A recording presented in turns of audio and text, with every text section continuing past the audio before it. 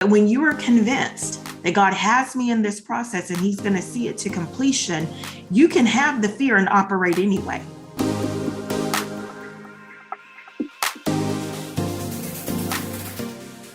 Ooh, now that's a big one. That is a big one. Fear is a big one that a lot of us miss, and we get stuck in that place of fear. And fear can have many forms, right? Fear is not just one expression. It can have many forms, and often it does have many forms.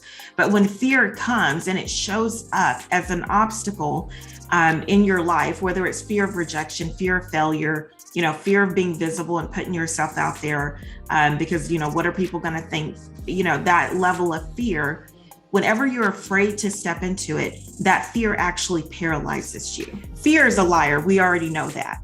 Fear comes to distract you, to hinder you, but the thing that it really comes to do is to paralyze you.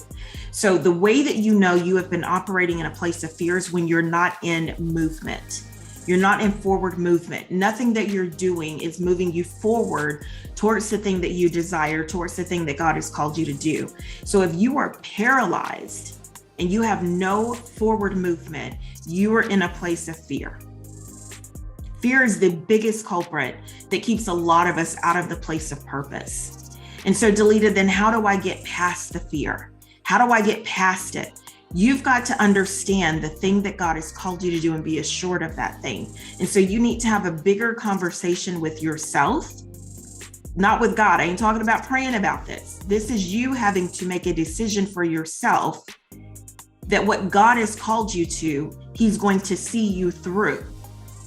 If God called you to it, he's equipped you and qualified you for it. And this is why we're going through this training on the process of purpose, because fear will keep you paralyzed. But when you are convinced that God has me in this process and he's going to see it to completion, you can have the fear and operate anyway. Because fear ain't going to just go away, right? It ain't just going to leave your life at every stage. You're going to have to constantly deal with this. But when you have a framework in place of how to move past the fear, see it, acknowledge it, but don't let it paralyze you. That's when you can really get into forward momentum and movement. Okay, so to answer the question, I'm hoping that's clear to you, but to answer the question, how do I know I'm in a place of fear? When you're not moving forward, when you're stagnant and you're paralyzed, then you're operating in a place of fear.